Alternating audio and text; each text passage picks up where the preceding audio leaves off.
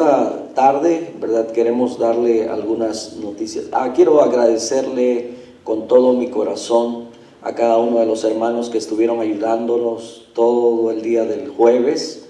Le decía a algunos hermanos que es el día más largo, el funeral más largo que hemos tenido o que hemos tenido que estar aquí en el templo. Muchas gracias, mis hermanos.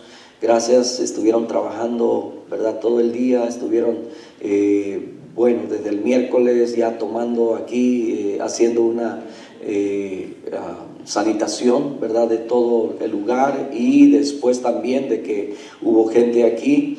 Así es que muchas gracias por su apoyo, su gran apoyo para esta familia.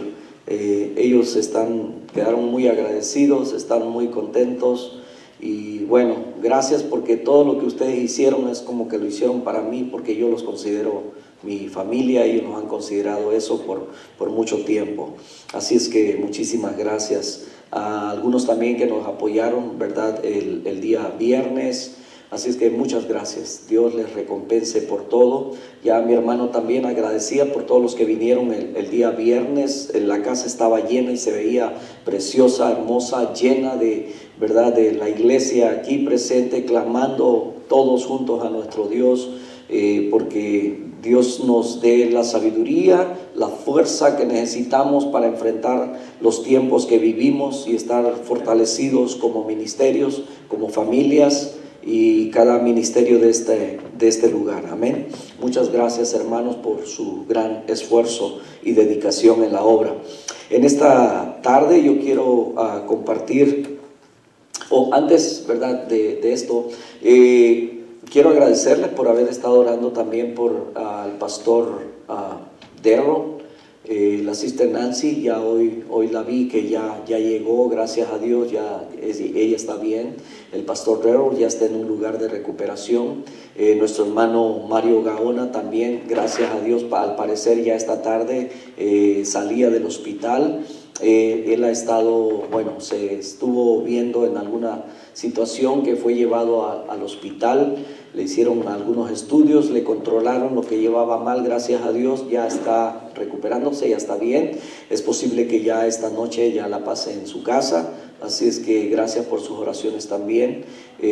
Jacinto, que también es un primo de nuestra hermanita Silvia, ¿verdad? Y ella estuvo pidiendo oración por él, por cáncer. Él falleció el día de ayer, pasó a la presencia del Señor, ¿verdad? Yo le preguntaba, él conocía del Señor porque él está en México, ¿verdad? Y entonces ella me dijo, sí conocía al Señor. Entonces eso nos trae consuelo. Nuestra hermanita, ¿verdad?, en la familia también, Jorge Aguilar, que estuvimos orando la semana pasada y estuvimos orando el miércoles y hemos estado orando por él, pero también ya partió de este mundo, partió a la presencia del Señor. Así es que, mientras nosotros aquí seguimos hasta que el Señor nos indique, ¿verdad? Sigamos orando por la petición inicial. Algunos quizás no se dieron cuenta del por qué orábamos esta tarde cuando iniciábamos, ¿verdad? Pero yo les invito a que sigamos orando por aquellos que están pasando por este momento de dificultad. Así es que quiero en esta tarde invitarlos que vayamos a 1 de Pedro capítulo 1, versos 3. Y vamos a leer no muchos versos, ¿verdad? Hasta el verso 6. 4 versos. Del 3 al 6 de 1 de Pedro capítulo 1. ¿Qué tenemos que hacer en los momentos de dificultades, en los momentos de aflicción, en los momentos en que la iglesia sufre persecución? La persecución la iglesia la ha vivido y la ha sufrido por siglos, ¿verdad? Desde que el Señor se fue. Así es que en esta tarde recuerden nuestra gran salvación. Eso es lo que tenemos que recordar siempre. ¿Ya estamos ahí?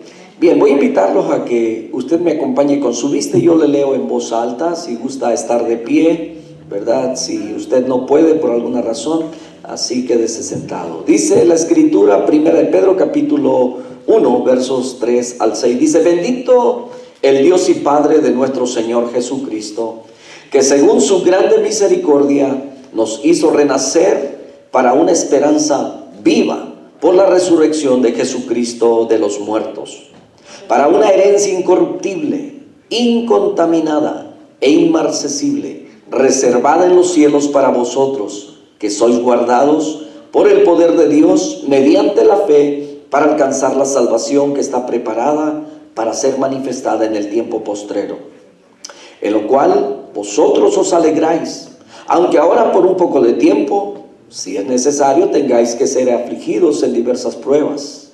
Hasta ahí solamente. Oremos, hermanos. Padre, te damos muchas gracias.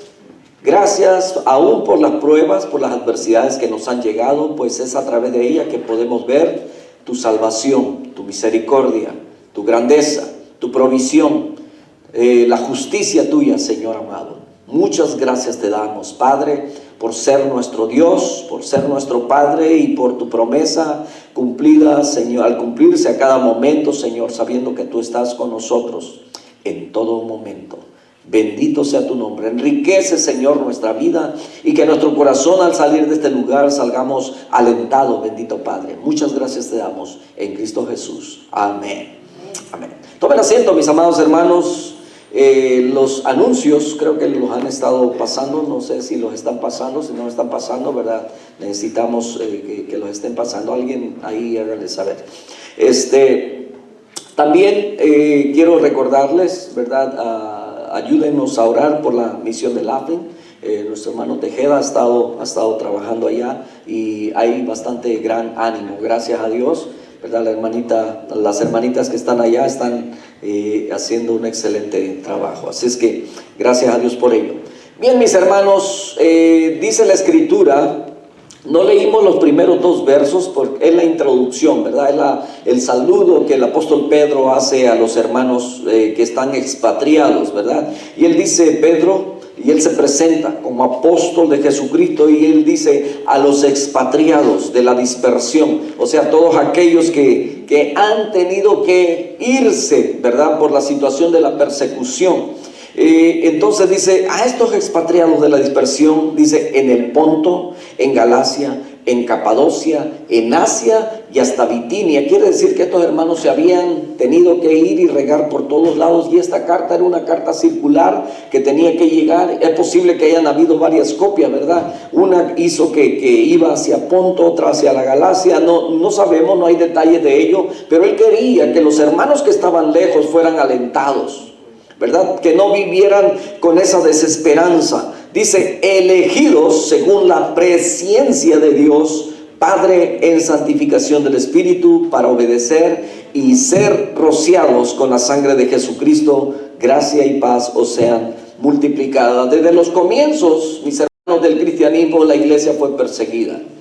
Y vemos aquí a muchos hermanos que se habían visto en la necesidad de ser expatriados, de salir huyendo, ¿verdad? Dice la historia, bueno, algunos la mencionan así, dice la tradición, ¿verdad? Haciendo referencia a ciertos escritos que no hay en la escritura, ¿verdad? Escrito de la historia secular o de aquellos que escribieron pero que en ningún momento se metieron dentro del canon, ¿verdad? Entonces solamente se refieren a ello, como dicen, en la tradición, ¿verdad? Se cree que, o dicen, ¿verdad? Que la esposa de Pedro fue crucificada y murió así, y Pedro tuvo que estar presente para ver cómo la crucificaban. También, ¿verdad? Nos dice, y es lo que hemos escuchado más, ¿verdad? Acerca de que Pedro también murió crucificado, pero él dijo, yo no soy digno de morir como mi maestro, no soy digno de morir como mi Señor, y él pidió que si lo iban a crucificar, que fuera crucificado de cabeza. Entonces, había una gran persecución por la que estaban pasando, ¿verdad? Y se cree que todo esto sucedió porque Nerón, ¿verdad? Ya lo hemos hablado en algún momento, en algún otro estudio, ¿verdad? Hemos hablado de Nerón, un hombre que era tan malo, ¿verdad? Estaba quizás loco y tenía una pasión por la construcción, y en ese entonces dicen que era necesario destruir, ¿verdad? Destruir para volver a construir. Y entonces Este no le importó y le prendió fuego a todo Roma, y el caso es que se consumió absolutamente todo muy rápido, y entonces él empezó a construir después, pero él necesitaba tener a un chivo expiatorio, o sea, a alguien a quien echarle la culpa, y le echó la culpa a los cristianos, que eran los cristianos los que habían incendiado Roma. Y entonces cuando comienza la persecución, y asimismo tuvo una excusa también para agarrar a los cristianos y ponerlos como antorchas humanas. Eso hacía este hombre. Entonces, si en ese tiempo nosotros hubiéramos vivido en ese tiempo, ¿verdad? Nos hubieran perseguido, nos hubieran agarrado, ¿verdad? Y quizás, bueno, yo no les iba a alumbrar mucho porque mi cuerpo es pequeño, ¿verdad? Así es que les iba a durar muy poco la lumbre, pero nuestros hermanos cristianos de esa época murieron así, alumbrando el Coliseo romano. Dice que hacía fiestas en el jardín de su casa, y la manera como lo alumbraban era con cristianos ardiendo. Entonces es una manera tan cruel. Ese tipo de persecución había en ese entonces. Esto sucedió como en el año 64. El apóstol Pedro es crucificado ya como 2 años después, ¿verdad? Pero antes de ello se cree que él escribe esta palabra, esta carta. Es posible que lo que está sucediendo, ¿verdad? Ahí en ese momento es todo ello, y la gente sale corriendo, y entonces el apóstol Pedro hace esta carta para darle aliento a todos aquellos que salen. Entonces, dado que los creyentes destinatarios de esta carta sufrían una creciente persecución, tuvieron que salir. El propósito de esta carta era enseñarles cómo vivir victoriosamente en medio de la hostilidad. Y el tiempo, mis hermanos, es muy posible que nosotros empecemos a entrar en una etapa como esa. Quizás no así que nos prendan lumbre, pero sí de hostilidad, donde por predicar la palabra, por ser diferentes, empecemos a ser rechazados en el trabajo, en la sociedad, en las escuelas, en muchos otros lugares. Entonces hay una creciente perversión que está creciendo tanto, de tal manera que nos está haciendo más pequeña la minoría de cristianos. Y es aquí donde realmente o la iglesia crece a través de la persecución, o se conoce quién es el cristiano genuino, y es aquel que va a perseverar. Entonces los tiempos se nos avecinan, pero nosotros tenemos que permanecer en la palabra, y es por esa razón, ¿verdad?, que el apóstol Pedro le escribe a aquellos hermanos, y es la palabra que nosotros necesitamos para estos tiempos. Y yo no sé cuántos de ustedes en algún momento ya han tenido alguna dificultad, especialmente ya entrando este sistema nuevo de gobierno, ¿verdad? Otra vez. Entonces nos vamos a ver tan oprimidos, tan perseguidos, ¿verdad? Que es muy posible que algunos, a lo mejor hasta, si no más por causa de la pandemia, ¿verdad? El día de ayer, le decía, esta mañana me presenté al trabajo y me dijeron: hemos sabido que has estado en un funeral donde hay mucha gente, entonces hasta que no estemos seguros que no has sido contagiado, no podemos recibirte aquí. Entonces, ¿verdad? Son reglas, y yo lo entiendo, ¿verdad? Comprendo que todo eso, ¿verdad?, se me dijo amablemente, y tienen razón. Y yo creo que tenemos que, ¿verdad?, hasta ahora seguir esos requerimientos que nos piden por seguridad a nosotros mismos y también a los demás. Yo no lo vi nada mal, ¿verdad? Pero esto al ratito puede cobrar, ¿verdad?, otro rumbo, otro sentido, y puede traer más dificultades. Entonces, si esto es solamente por la pandemia, ahora por ser cristiano, ¿verdad?, cuando profesas algo diferente, entonces el apóstol Pablo les da una idea, ¿verdad?, les enseña. El propósito es decirles a ellos que hay que vivir una vida victoriosa en medio de la persecución, en medio de la hostilidad que están viviendo. Y primero, ¿qué es lo que tenemos que hacer? No perder la esperanza, ¿verdad? Es uno de los propósitos, que ellos no perdieran la esperanza, que nosotros no perdamos la esperanza en los tiempos en los que vivimos. ¿Por qué? Porque cuando se pierde la esperanza, ¿verdad?, también esta carta va dirigida para que ellos confíen en el Señor, para que ellos no se desanimen, para que no se amarguen, porque sabe que una vez que perdemos la esperanza, una vez que perdemos la confianza, ¿qué es lo que pasa? Viene el desánimo, viene la tristeza, y caemos como en una amargura.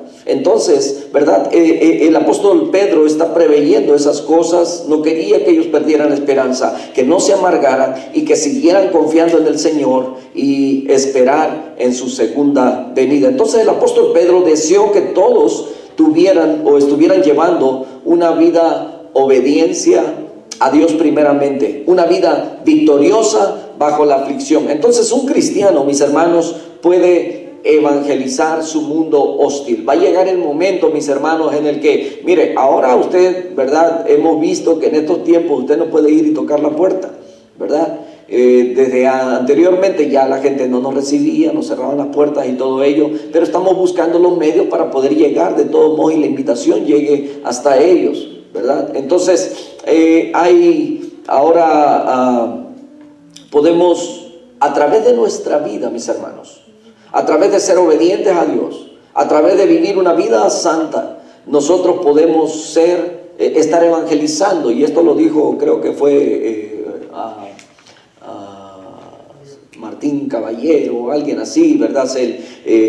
Algunos de esos escritores antiguos o a los que se le dan ciertos créditos, pero él decía esto: ve por el mundo, ve predicando y si es necesario, habla, ¿verdad? Y entonces lo que quiere decir es que con nuestra vida, con nuestro ejemplo, con nuestra forma de vivir, de caminar, de actuar, ¿verdad? Es como nosotros podemos predicar la palabra. Entonces podemos seguir evangelizando con un estilo de vida que van a ver los que están a nuestro alrededor, el compañero de trabajo. Ahora, el apóstol Pedro, ese es el deseo, que ellos tuvieran una vida obediente, una vida victoriosa, aún bajo la aflicción, que pudieran ellos seguir evangelizando. Entonces, los creyentes, amados hermanos, los creyentes escucha bien, estamos expuestos constantemente a un sistema del mundo, que está energizado por Satanás y por sus demonios.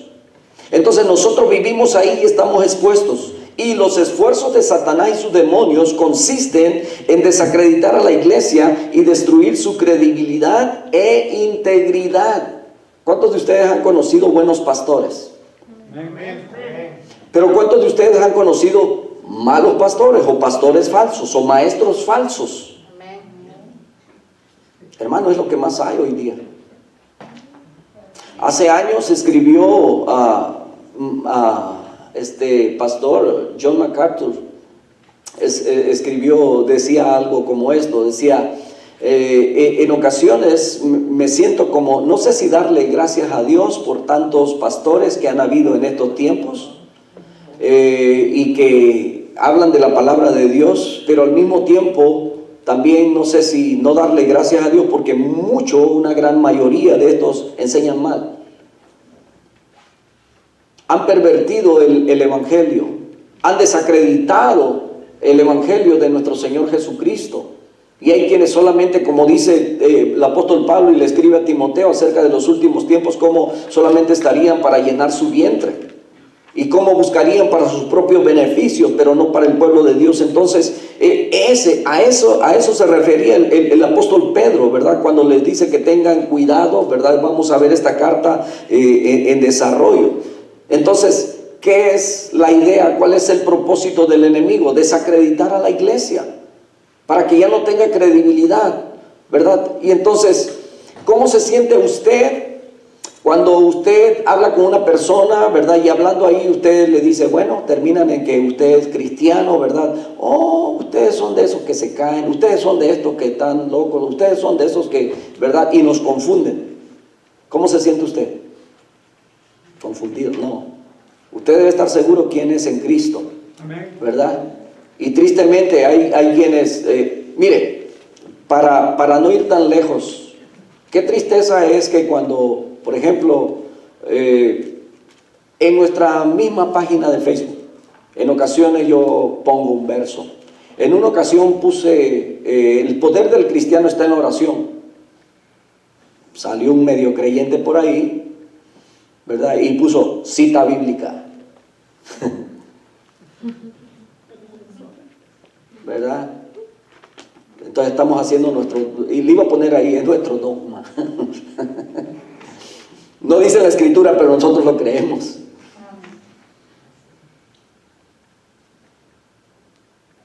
En Cristo tenemos poder.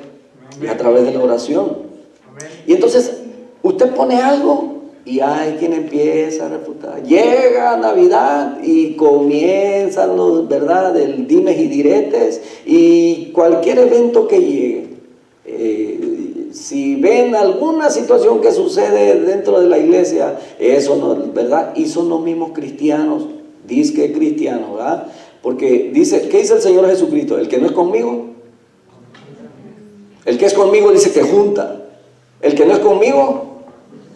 Entonces, hay tantas cosas que debemos estar con los ojos abiertos en estos tiempos. Mire, yo no peleo ni discuto con nadie, ¿verdad? Si es en cuanto a la palabra, yo no les voy a poner nada. Y les agradezco a ustedes, a los que nos ven, ¿verdad?, que cuando vean a alguien ahí con deseo de pelear, déjenlo con esas ganas. No nos bajemos al nivel de ellos. Veamos que el enemigo lo que quiere es destruir, ¿ok? Algunos, me quedo con las ganas, sí, quiero contestarles. Hay mucho que contestarles, pero no tengo tiempo para ellos, para convencerlos. ¿Por qué queremos que el mundo vea que entre nosotros nos andamos, verdad? No es bueno. Entonces, la idea el propósito del enemigo es eso, desacreditar a la iglesia. Recientemente, ¿verdad?, por alguna razón vi una publicación ahí, ¿verdad? Ay, Dios mío, cómo pelean entre cristianos, y ¿sabe? Y dentro de ellos se mete un católico, no, de los mismos cristianos, dijo, no, yo me voy con los católicos, dijo, porque aquí, dijo, estos de unión no tienen nada. ¿Me entienden? ¿Qué es lo que hacen? Desacreditar el evangelio. Y entonces al rato la gente no quiere nada con Dios, pero en realidad a los que conocen es a los cristianos. No han conocido a Dios, nomás nos han conocido a nosotros, y nos han conocido como no cristianos, porque estamos peleando unos con otros.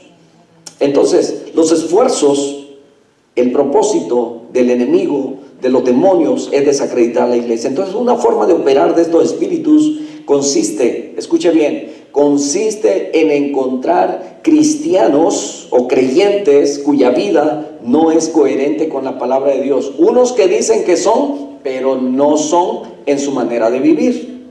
Unos que dicen que van a una iglesia, pero se comportan solamente como un religioso, no como un verdadero seguidor de Jesucristo. Les he platicado en otras ocasiones, estaba discipulando una vez a una señora, y luego me decía, mi vecina siempre me invita a la iglesia, siempre está en oración, toda la semana tienen estudio bíblico y todo eso, pero el sábado, dijo, está vendiendo ahí y está transeando a la gente. Dijo, entonces, le dije, a mi iglesia no viene, ¿ok? Hay que defendernos. Tristemente, mis hermanos, hay un grupo que ha salido de un lugar y ha llegado a otro donde se ha sentido confortable, bienvenido, abrazado, y le gusta el compañerismo, le gusta cómo se predica la palabra, pero no han cambiado. Siguen siendo lo mismo. Hace tiempo mi hermano predicaba acerca del católico que vive todavía en mí, algo así, ¿verdad? Sí, cristiano que vive en mí no. Entonces, eso es lo que busca el enemigo. ¿Con quién nos confunden muchas veces? En una ocasión una prima tenía necesidad de algún trabajo que se le hiciera, y le dije, oh, en la iglesia hay un hermano que ahí hace, no.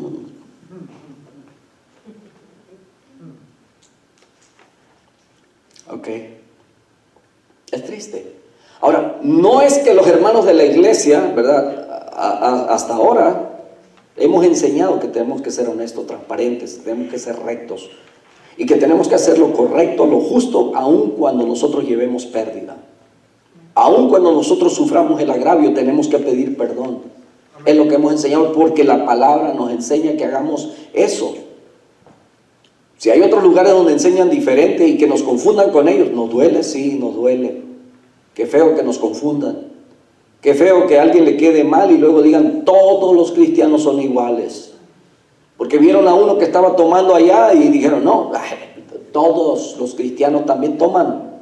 Son hipócritas, por eso yo no voy a la iglesia. De ahí no nos baja nada. Entonces, eso es lo que el diablo busca. Algún creyente que no es coherente con lo que la palabra de Dios dice, eso sí, porque hasta aquel que nunca va a la iglesia, que nunca ha ido a la iglesia, que no conoce a Dios, conoce cómo se debe comportar un cristiano. Y miran cómo, ay, se le salió una mala palabra al hermano que apenas tiene un mes yendo a la iglesia, ¿verdad? Ya lo quieren santo, que ya perfecto, ¿verdad? Y se le salió una, dice, hipócrita. No, hombre, no. No, me quedo en mi casa, ¿verdad? Ahí nadie me dice nada, ni tengo que ser santo, ni tengo que ser bueno. ¿Y sabe quiénes son los que nos miran más eso? Aquellos que son creyentes o que no son creyentes, pero que viven alrededor de nosotros. Puede ser hasta la misma familia. ¿Sí? Hay hermanos, ¿verdad?, que se les arma cuando llegan de aquí a la casa, porque el esposo o la esposa no es creyente, o los hijos no son creyentes, y por alguna razón llega ahí, ¿verdad?, se molestó porque algo no estaba bien. ¿Que no de la iglesia vienes? ¿Pues qué te enseña tu pastor? Tenemos que cargar con la culpa a veces de cosas como esas. Me voy a defender, ¿ok?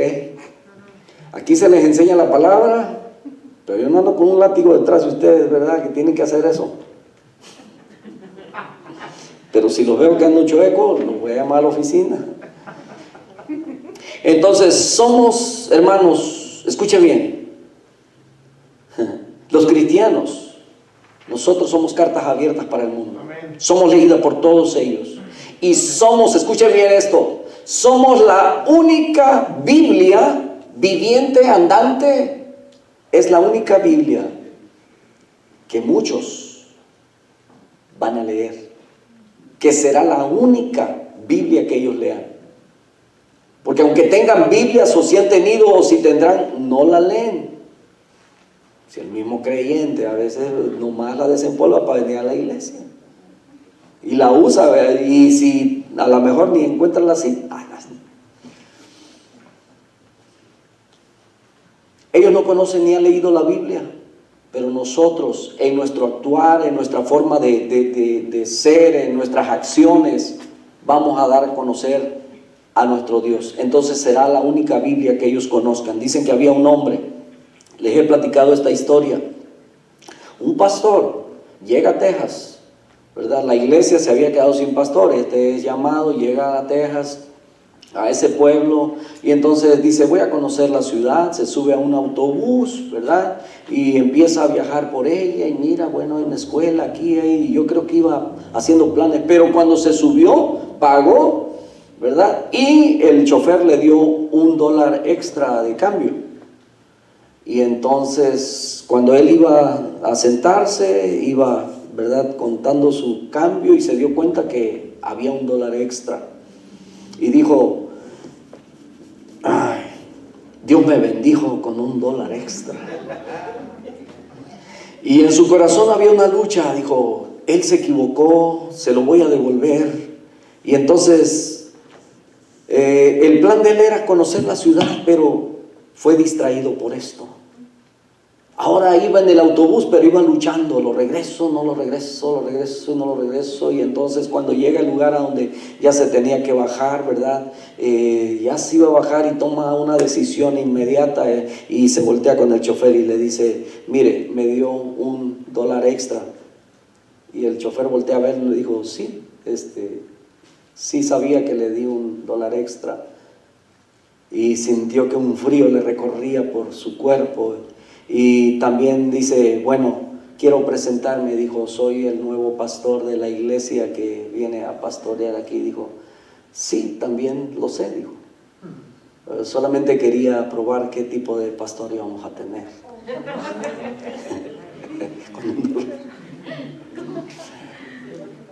Entonces no solamente fue, ¿verdad?, un escalofrío que recorrió a aquel hombre, sino que cuando bajó del autobús dice que le golpeaba una rodilla con la otra. Y oiga, a mí hasta el azúcar se me hubiera bajado, no sé qué es eso, pero no sé, la presión se me sube, no sé qué hubiera pasado, ¿verdad? De la vergüenza y sabe, en el corazón de este pastor dice, perdóname, Señor, porque estuve a punto de vender a tu hijo por $1. Aquí enseñamos eso, que la palabra de Dios es clara. Nos enseña honestidad, a ser santos. A mí me pasó una vez y me dio muchísima vergüenza y se los he contado aquí. Y fue un día en el que un carro se me descompuso y tuve que llamar a un hermano. Y le dije, hermano, necesito sus servicios, ¿verdad? Y el hermano bien dispuesto llevó el carro hasta la casa y todo. Y entonces en mi cartera yo traía 2 billetes. Uno de a 20 y uno de a 50. Yo sabía que uno de ellos venía doblado, y estaba seguro que el que estaba doblado era el de 50. Y entonces le digo, ¿cuánto le debo? Dijo, de 40, me dijo, porque es usted. Y entonces yo saco el billete, ¿verdad? Sin mirar, porque estaba seguro que el doblado era el de a 50. Y le digo, tenga, hermano. Y así está bien, le dije. ¡Aleluya! Guardé la cartera, ¿verdad? Bien contento porque le dije, hasta propina le di a mi hermano. Eso fue como martes, yo creo, miércoles, no recuerdo qué día fue.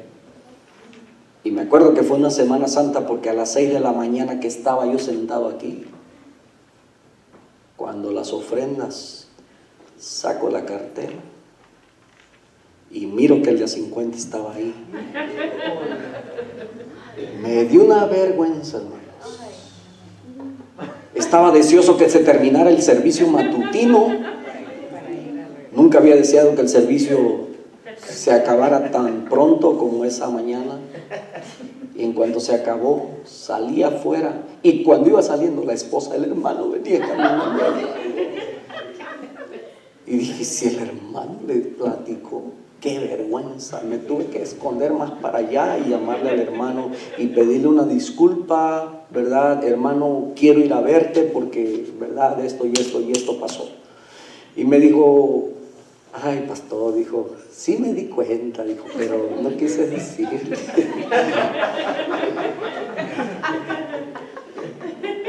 Me ha dado una vergüenza que todavía. Entonces, hay situaciones, mis hermanos, ¿ok?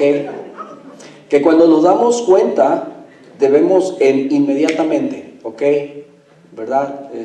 Si alguien le dio cambio de más. Y estoy hablando en todos los aspectos de la vida, todo lo que es correcto, todo lo que es justo. No importa que perdamos. Desde pequeño nos enseñaron que si tú dijiste que esto lo vas a vender en $10 y llega alguien y te ofrece 30, pero tú ya te comprometiste en $10 con lo siento mucho, pero tú tienes que dejarlo ir en $10. Y si quieres llorar por los otros 20, llora, pero tú vas a cumplir con el que ya le dijiste. Esa es la palabra, la que nos enseña a nosotros, que la riqueza es la bendición de Dios y no añade Dios, ¿verdad? Tristeza con ello. Entonces, gracias a Dios, esto se arregló, ok, ¿verdad? Dije, después cuando le llame al hermano que quiero servicio, me dice, llame a alguien más. No sé, ¿verdad? Entonces, pero hermanos, son cosas en las que a veces, ¿verdad? Fue mi error no haberme fijado bien, ¿ok? Fue mi error y yo lo reconocí, ¿verdad? Pero cuando nos damos cuenta, perdóname, y sea que al rato vayan, así es como, ¿verdad? Las famas crecen. Entonces, hay una cosa muy importante, que los cristianos debemos permanecer firmes, y firmes en contra del enemigo. No importa si usted lleva 10 años trabajando al lado de una persona que todos los días, ¿verdad?, parece que escucha al diablo. ¿Le ha pasado? ¿Le ha pasado? Yo he escuchado al diablo. Dice, ¿a poco se le aparece el diablo? No, el diablo usa personas incrédulas. Va a usar a personas que le van a decir, ¿a qué vas a la iglesia? A mí casi a diario me dicen, ¿por qué no entienden que deben quedarse en su casa? ¿Por qué tienen que estar abriendo las iglesias? los que saben que tenemos una iglesia y que soy el pastor, ¿verdad? Siempre están ahí con el cuchillito de palo. Entonces, ya ahora que regresé, ¿verdad? Y que me dijeron, ¿sabes qué? ¿Verdad? Entonces dije, ok, está bien, ¿entiendes? Entonces le dije, más que no vayan a fiesta, ellos tampoco. ¿Sí? Entonces digo, para estar más seguros, voy a pedir toda la semana y le voy a decir, no voy a ir, no vaya a ser que alguien se enferme y vaya a decir que yo, y entonces van a tener más excusas, ¿verdad? Entonces, somos nosotros, hermanos, los que debemos estar firmes en contra del enemigo. No importa cuántos años está ahí detrás de ti o a un lado tuyo diciéndote, ¿verdad? Todo, y que muchas veces va a usar al esposo, a la esposa no creyente, por supuesto, ¿verdad? O a los hijos no creyentes, o a los parientes no creyentes, que siempre te van a estar señalando, siempre te van a estar molestando, ¿verdad? Porque vas a la iglesia, porque haces esto, porque no eres perfecto, porque no eres santo como debe ser, y te van a estar criticando. Pero pensemos que ese es el propósito del enemigo, para desacreditar a la iglesia. Y nosotros tenemos que perseverar, tenemos que permanecer encima de cualquier crítica. Dice la Escritura ahí en Mateo, el Señor Jesucristo, ¿verdad? Capítulo 5, creo que es el verso 11 y 12, donde dice que nos regocijemos cuando digan muchas cosas malas en contra de nosotros mintiendo, porque dice que nuestro galardón es grande en el cielo. Entonces somos extremadamente privilegiados nosotros, hermanos, al tener, mire, ¿qué es lo que tenemos? La promesa de los cielos nuevos, de la tierra nueva. Debemos estar conscientes de que el mundo en el que estamos ahora nos tratará de una forma muy hostil. El Señor Jesucristo nos advirtió que en el mundo tendríamos aflicción, y aflicción, mis hermanos, es tribulación, es angustia, es toda la adversidad que usted se puede imaginar, que usted ha vivido, que usted ha pasado, ¿verdad? Y que aún va a pasar. Pero dice la Escritura que no hay ninguna tentación más fuerte que pueda venir contra nosotros, porque cuando Dios la permite en nosotros, ¿verdad? 1 Corintios 10:13 dice que juntamente con la prueba o la tentación, Dios nos da la salida. No permite que la prueba sea más fuerte de lo que nosotros podamos soportar. Entonces, ese es el amor de Dios. ¿Lo necesitamos? Sí necesitamos ser probados. Y entonces, ¿por qué? Porque es a través de ella que nuestra fe crece. Es a través de las adversidades que nuestras raíces van creciendo profundamente. Entonces, ahora estamos siendo tratados hostil, ¿verdad? ¿Por qué? Porque el mundo está dominado por Satanás y sus demonios, ¿verdad? Y entonces es el que pone todo ese propósito y energía. Ahora, siempre recordemos la gran salvación que tenemos en Cristo Jesús. Siempre. Él nos salvó. Primero, tenemos la certeza de nuestra herencia. Dice 1 Pedro 1:3, ahí donde comenzamos leyendo.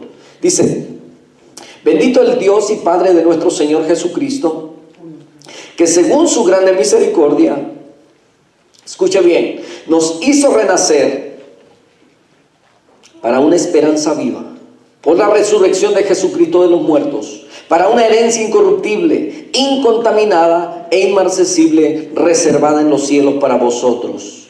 Verso 5, que sois guardados por el poder de Dios mediante la fe, para alcanzar la salvación que está preparada para ser manifestada en el tiempo postrero. Primeramente, Pedro lo que hace es personalizar la relación, escucha bien, del cristiano con el Dios del universo. Cuando dice, bendito sea el Padre de nuestro Señor Jesucristo, que según su grande misericordia, escucha bien, nos hizo renacer. ¿Qué es lo que dice la Escritura? Ahí en 1 Corintios capítulo 6, verso 17 dice que, pero el que se une al Señor, dice que es un espíritu con Él. Entonces tenemos esa seguridad, esa certeza inmediatamente que alguien acude a Cristo. Escuche bien, alguien que inmediatamente acude a Cristo, en el momento en el que acude para salvación, para ser salvo, al depositar su fe en Él, pasa a ser parte de la familia de Dios, según Juan capítulo 1, versos 12 y 13, cuando dice que, mas a todos los que le recibieron, a los que creen en su nombre, le ha dado potestad, les ha dado la patria potestad. ¿Sabe lo que es eso? le ha dado la autoridad, el poder. Entonces ahora somos hijos de Dios. Y luego dice el verso 13, dice, los cuales no son engendrados de sangre, ni de voluntad de carne, ni de voluntad de varón, sino de Dios. Eso es lo que nosotros debemos recordar. No importa las circunstancias que vengan y que estén en contra de nosotros, no importa que nos encontremos solos en medio de este mundo lleno de una resistencia en contra de nosotros, Dios está por nosotros. Recordemos que había una sola familia en todo Sodoma y Gomorra. Imagínense por un momento a Lot y a su familia. Solamente era Lot, su esposa y sus 2 hijas. En medio de un pueblo, y esa ciudad no era solamente Sodoma, sino que estaba Gomorra, y luego estaba también Adma, Zeboim, y creo que habían otras ahí aledañas que también fueron destruidas. Nada más que siempre recordamos Sodoma y Gomorra, pero también estaba Adma y Zeboim. Entonces esas ciudades fueron destruidas, aquellas quizás porque eran como pueblos más pequeños, pero imaginémonos a esta familia en medio de una ciudad. Se sentían como oprimidos, como eran los únicos raros, los únicos que no estaban de acuerdo, o que no actuaban, que no caminaban de acuerdo a aquellos. Es increíble, ¿verdad? Entonces, ¿qué es lo que hizo Dios? Sacarlos. ¿Y qué trajo? Juicio. Entonces, hermanos, todavía somos muchos aquí, ¿verdad?, que podemos ayudarnos unos a otros, darnos ánimo, ¿verdad?, unos con otros. El fin, pues estamos cercas, pero el Señor dijo que estaría con nosotros siempre. Entonces, dice la Escritura, sigue diciendo, ¿verdad?, que en Él hemos tenido una herencia. Verso 4 dice, para una herencia incorruptible. Pedro le mostró a los hermanos que pudieran ver más allá de la tribulación. La herencia, ¿qué es la herencia, mis hermanos? La herencia que el Señor está ofreciendo es la vida, es la eternidad. Está ofreciendo su justicia, su gozo, la paz, la perfección, la presencia de Dios, la compañía de su Hijo Jesucristo para con nosotros. Entonces, todas estas recompensas y todo lo demás que Dios ha planificado para nosotros los creyentes. Entonces el apóstol Pedro, les está diciendo a estos hermanos expatriados por causa de la persecución, que sigan confiando en Dios, que sigan creyendo, que sigan perseverando, que guarden vidas limpias, que puedan predicar, ¿verdad?, con sus vidas limpias a pesar de la hostilidad que ellos están viviendo, como nosotros estaremos o ya estamos entrando o ya estamos en ese tiempo en el que tenemos que vivir entre una hostilidad de la sociedad para con nosotros, pero nosotros tenemos que seguir representando a Jesucristo en medio de cualquier situación. Entonces, Él les habla de esta herencia, ¿verdad? Y es una herencia que es incorruptible. La idea de esta palabra incorruptible tiene que ver con aquello de que cuando los ejércitos entraban, dice que ellos no podían tocarla. Esta idea de incorruptible también nos lo dice en Mateo capítulo 6, versos 19 al 21, cuando el Señor Jesucristo le dice que hagas tesoros en el cielo. ¿Dónde? Dice que los ladrones no minan ni hurtan, y dice que la polilla ni el orín corrompen. Entonces, si se da cuenta por qué el Señor Jesucristo pone este ejemplo, ¿verdad? ¿Por qué? Porque un tesoro, mis hermanos, puede ser robado aquí en la tierra, ¿verdad? Si usted tiene bienes, por ejemplo, puede ser una construcción, una mansión. ¿De qué la construyen aquí? En Estados Unidos, por lo regular, las construcciones son de madera. ¿Y usted conoce la polilla? La polilla es algunos lo conocen como comején, ¿verdad? Comején es el que, no sé qué otro nombre lo conozcan, pero es un animalito que no importa qué tan fuerte sea la madera, ellos se lo comen y hacen que aquello se destruya. ¿Y qué más corrompe? Bueno, el orín corrompe el metal, ¿verdad? Porque por los ácidos, por la sal, etcétera. Entonces, pero esto es solamente una idea. Aquí el metal, sea plata, sea oro, sea hierro, sea lo que sea, siendo metal se va a desvanecer, se va a deshacer. Si usted compró un carro, ¿verdad?, hace mucho tiempo, especialmente si vive cerca de la playa, ¿verdad?, ¿qué es lo que pasa? Se va corrompiendo, se corroe, se llena de sarro. Todo aquello que usted guarda ahí por mucho tiempo, puede ser herramienta o lo que sea, si usted no la usa, ¿qué pasa? Se corrompe, ¿verdad? Se va llenando de sarro. Entonces el sarro es lo que se come el metal, de tal manera que termina con ello. Entonces pero lo que el apóstol Pedro le está diciendo a estos hermanos, le está dando la idea de lo que Dios está ofreciendo es algo que no tiene fin, que no se desgasta, que no se acaba, ¿verdad? Y también dice que esa palabra de incorruptible, que no se deteriora, ¿verdad? Entonces, incontaminada. Es una palabra también que dice que no puede ser manchada. Todo lo que tengamos aquí, ¿verdad? Usted pinta una casa y al paso de los años ya tiene que darle otra pintada, etcétera. Pero está hablando de los bienes que tenemos allí en el cielo que no sufren ninguno de esos cambios. Entonces también dice inmarcesible. Inmarcesible es una palabra que quiere decir algo que no se desvanece, ¿verdad? ¿A cuánto le ha tocado ver cuando empieza a nevar? Cuando empiezan las plumitas a caer, ¿verdad? Usted las puede ver, las aprecia cuando van cayendo, pero en cuanto tocan tierra, piso, metal o algo, ¿verdad? Donde caigan, inmediatamente se desvanecen, ¿verdad? Así se va desvaneciendo. Ahorita podemos ver las montañas blancas, pero llega el verano y luego el agua se desvanece, entonces desaparece, ¿verdad? Todo aquello. Entonces dice que esto es inmarcesible. La herencia que Dios tiene para con nosotros dice que es incontaminable, es incorruptible, es inmarcesible, no se corrompe, no se deshace, no se acaba, no se mancha, no se desvanece, ¿verdad? Como el ahorro que teníamos y que ya se acabó, ¿verdad? Se desvaneció. ¿Qué le pasó? No los comimos. Entonces es también como las flores tan bellas, tan hermosas, huelen bonito y todo ello, ¿verdad? Y luego con el tiempo también se marchitan, se desvanecen y desaparecen. Entonces la ropa que pierde el color, que se desgasta, que se rompe, que se va deteriorando. Entonces en el cielo, mis hermanos, tenemos una herencia que no sufre absolutamente nada de todo eso que acabamos de mencionar. No se corrompe, ¿verdad? No se contamina, no se desvanece. Esa es nuestra herencia. Entonces, nuestra fe es probada a través de la persecución. 1 Pedro 1:6 dice, en lo cual vosotros os alegráis. Ahí en 1 Pedro 1:6 donde estamos, dice, en lo cual vosotros os alegráis, aunque ahora, dice, por un poco de tiempo, si es necesario. O sea que nos alegramos. ¿En qué nos alegramos? En la herencia que tenemos, mis hermanos, ¿ok? Es difícil alegrarse durante la prueba. ¿Te ha conocido a alguien que durante la prueba puede estar gozoso como si le han dicho que tiene todo pagado, un viaje para irse de vacaciones? ¿Verdad que no? No. Como seres humanos, por supuesto que no podemos alegrarnos así. Pero dice la Escritura, en lo cual vosotros os alegráis, coma.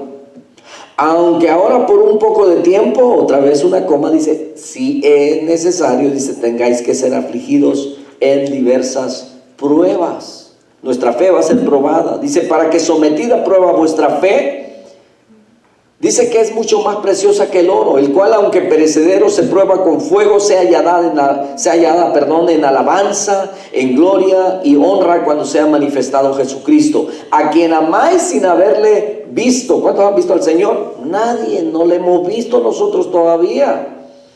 Nos han presentado a un Cristo que no es el Cristo. Nos los ponen en pintura, nos los sacan en películas, nos los ponen ahí en crucifijos. Ese no es. No es. Amén. No le hemos visto. Le conocemos. ¿Por qué le conocemos? Porque Él entregó su vida. Porque la palabra de Dios nos lo revela, todo lo que Él hizo. No conocemos su figura, su fisonomía, pero conocemos su carácter. Es amor, es compasivo, es protector, es proveedor. Nos dio la vida eterna. Nos abrió las puertas del cielo para que nosotros podamos entrar. Entonces, Él es todo ello. Por eso le conocemos. ¿Y por qué le amamos? Muchas veces queremos ver la personalidad para poder amarle. No necesitamos eso, ¿verdad? Muchas veces solamente con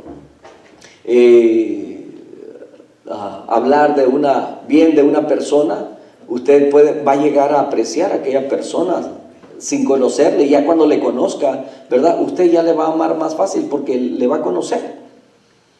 ¿Verdad? Cuando tenía aquí a mi hermano el jueves, ¿verdad? Yo le decía, este era un hombre fuerte, pero cuando recién lo conocí, mis hermanos, yo no quería estar cerca de él.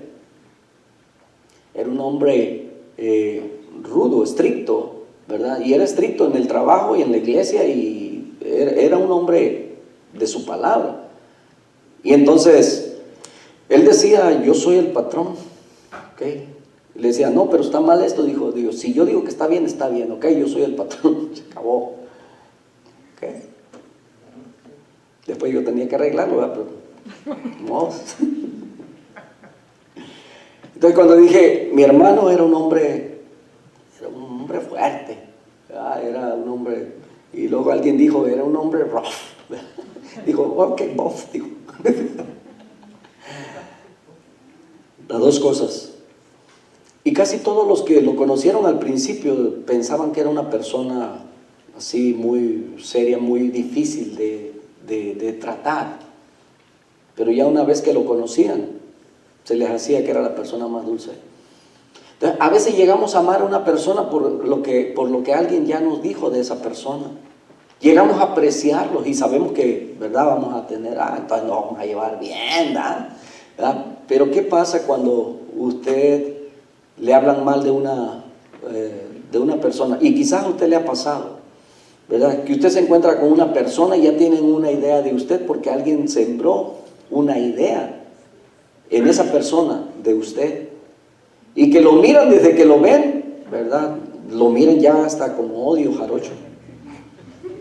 ¿Sí? De tal manera que usted tiene dificultades. Pero cuando usted empieza a tratarlos y ve que, ¿verdad?, es diferente, ¿verdad? Y entonces ya cuando hay más confianza le llegan a decir, yo creí que iba a ser difícil tratar con usted porque me habían dicho, ¿verdad?, que usted, cuidado, que trae al esposo así y que no sé qué. ¿Por qué me mira a mí, pues? Entonces, a nuestro Señor Jesucristo le conocemos por lo que la palabra de Dios dice, por los testimonios que encontramos, ¿verdad? Y eso es lo que exalta la grandeza de nuestro Dios, que Él es bueno. A veces tenemos, ¿verdad?, por las experiencias que hemos llevado en la vida, a veces, en una ocasión una mujer me estaba diciendo, ¿verdad?, llegamos a darle un discipulado, nomás me permitieron darle un estudio, y estaba dándole el estudio y estaba muy atenta y todo ello, ¿verdad? Y al final le dije, ¿tiene alguna pregunta, algo que usted quiera preguntar? Adelante, ¿verdad? Y entonces comenzó a decirme, primero nomás quería escucharlo, ¿verdad? Porque mire, he conocido acá, ya, yo antes iba a la iglesia, pero conocí este hombre, dice que desde entonces yo no he ido a la iglesia, ni quiero ir, que no sé qué. Le dije, y entonces pues yo la escuché solamente, ¿verdad? Tenía ahí un paquete grande en contra de los pastores. Yo nomás tragaba saliva y escuchando. Y luego ya de que vi que ya se estaba como ya relajando un poco, ¿verdad? Porque estaba hasta alteradita. Entonces ya cuando estaba un poco más, ya que pensé que terminó, le dije,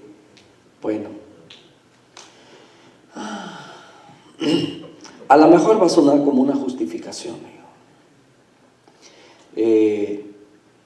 y no quiero que me malinterprete lo que le voy a decir, pero me alegro mucho que quien la haya defraudado, quien le haya quedado mal, haya sido el hombre y no Dios. Amén. Y entonces pregunté, ¿le quedó mal Dios? No.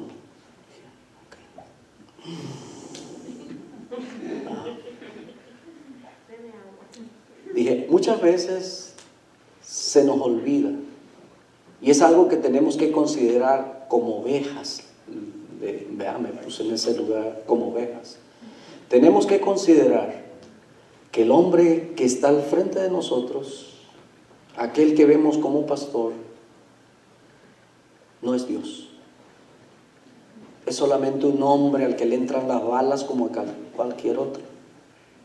Es un hombre que tiene necesidades de dormir como cualquier otro. Es alguien que le da hambre y que se puede enojar también si no le dan de comer a tiempo, que ya me estoy enojando.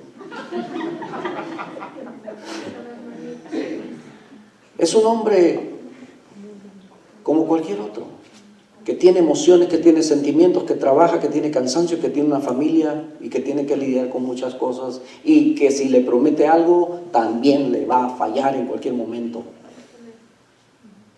Tristemente, muchas veces tenemos al pastor en un pedestal tan alto, y se lo digo porque a mí me pasó cuando, ¿verdad?, también de oveja. Entonces yo trato de no quedarles mal, y aunque les he quedado mal, yo lo único que tengo que decirles, hermanos, perdónenme, ¿verdad?, y de alguna manera compensar aquello. Algunos quieren el carro.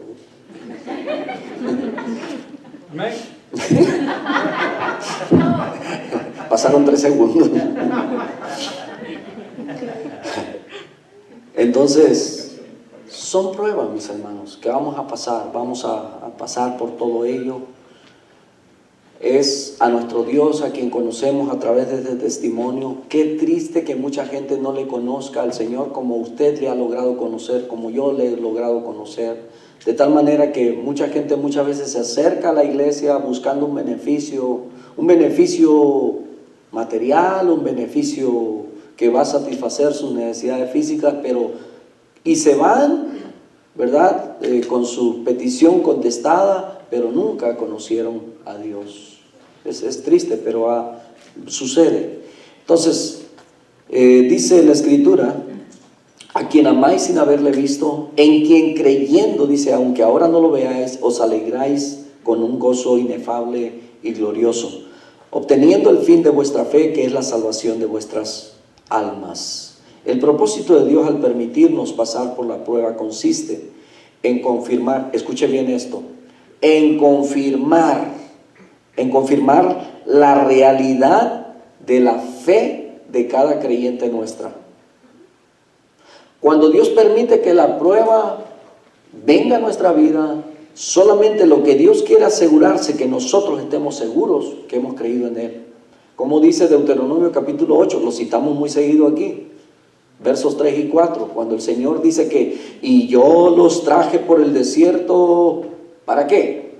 Para probarlos, para ver si realmente habían creído en mí con todas las señales que les hice allá en Egipto. Si realmente habían creído en mí o todavía querían seguir regresando a Egipto. Los hice sentir hambre, los hice sentir, ¿verdad?, cansancio, los hice sentir sed. Y luego les dice, para que ustedes conocieran lo que había en su corazón. Para que ellos mismos se dieran cuenta, para que sepan que no solo de pan vivirá el hombre, sino de toda palabra que sale de la boca de Dios. Entonces, cuando pasamos por ello, hay un propósito, y el propósito de Dios al permitir esa prueba en nosotros consiste en confirmar la realidad de la fe de cada uno de nosotros como creyentes. Pero el beneficio de inmediato de esa prueba de fuego es para nosotros mismos, no para Dios. ¿Ok? A Dios no le podemos demostrar nada, tenemos que demostrarlo a nosotros mismos que creemos. Si un creyente, escuche bien, sale aprobado y no deja de confiar en Dios, puede estar seguro que su fe es genuina. Si usted pasó por ello y lo que le vino y lo que le pasó, ¿verdad? Y aunque todos lo dejaron, ninguno lo visitó, ni siquiera el pastor le llamó, pero usted pudo salir adelante con la ayuda de Dios, entonces, y usted sigue, persevera, está en la iglesia y está sirviendo, usted se ha comprobado a sí mismo que su fe es genuina. Que su dependencia no es de la iglesia, que su dependencia no es del hermano, del pastor, del maestro, su dependencia es de Dios. Y usted sirve a Dios, y usted sigue adelante. Si los demás no siguen, usted sigue. ¿Por qué? Porque su fe es genuina. Entonces, los profetas de Dios predijeron esta salvación. 1 Pedro 1:10, ya estoy terminando. Los profetas, los que dijeron esto acerca de la gracia destinada a vosotros, dice: los profetas que profetizaron de la gracia destinada a vosotros inquirieron y diligentemente indagaron acerca de esta salvación. Ellos querían saber cómo iba a ser, qué iba a pasar. Ellos conocieron, dice, escudriñando qué persona y qué tiempo indicaba el Espíritu de Cristo que estaba en ellos, el cual anunciaba de antemano los sufrimientos de Cristo y las glorias que vendrían tras ellos. A estos, escuche bien, se les reveló que no para ellos, o sea, no para sí mismos, sino para nosotros, administraban las cosas que ahora os son anunciadas por los que os han predicado el Evangelio por el Espíritu Santo enviado del cielo, cosas en las cuales anhelan mirar los ángeles. Qué curioso, ¿no le parece? Ellos trabajaron, ellos sufrieron, ellos vivieron y querían indagar acerca de lo que ahora nosotros somos beneficiarios. ¿Se imagina? Cuando el Señor Jesucristo exclamó: si en Betsaida, si en Nínive, si en Sodoma y Gomorra se hubieran hecho estos milagros que ven en estos tiempos, se los dijo a aquellos que le predicaba el Señor, hace tiempo ya que se hubiesen arrepentido. Quiere decir que el corazón del pueblo o de los tiempos en el que predicaba el Señor Jesucristo, el corazón de los hombres estaba mucho más duro que lo que había estado en Sodoma y en Gomorra, porque el Señor se los dice. Hace tiempo ya que ellos se hubieran arrepentido y ustedes no pueden ver ni pueden. Pero miren qué privilegiados somos nosotros. ¿Qué tuvimos que hacer nosotros? Hermanos, lo único que tuvimos que hacer es creer y seguir creyendo y perseverar y seguir perseverando. ¿Qué es lo único que le podemos ofrecer a Dios? Nuestra obediencia, hermanos. ¿Con qué podemos pactar con Dios? Con lo único que tenemos: obediencia. Obediencia. Entonces, el Evangelio, mis hermanos, es Jesucristo. Y es para usted.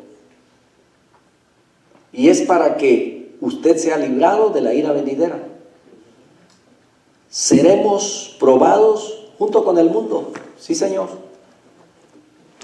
Los cristianos también han sufrido de la pandemia.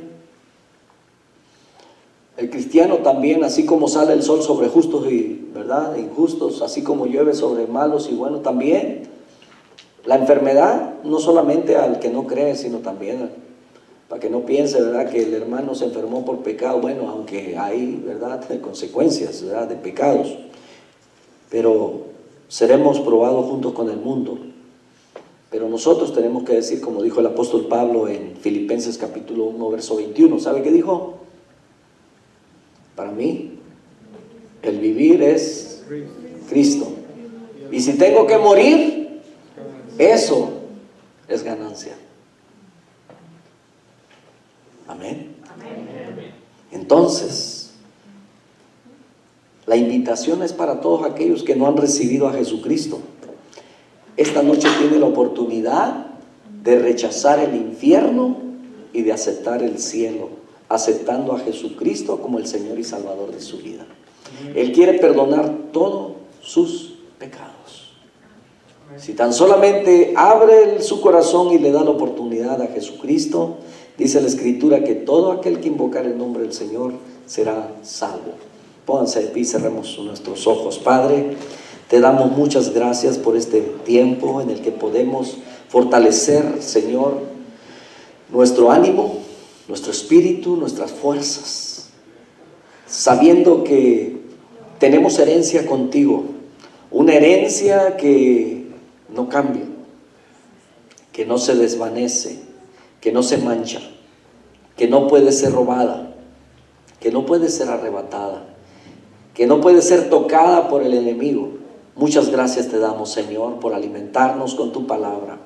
En los tiempos, Señor, que posiblemente en el futuro estaremos pasando, amado Padre Celestial, ayúdanos a recordar siempre acerca de esta gran salvación, porque es mejor padecer un poco de tiempo aquí en la tierra por estar en desacuerdo con todo lo que el enemigo y su agenda tiene, que sufrir toda la eternidad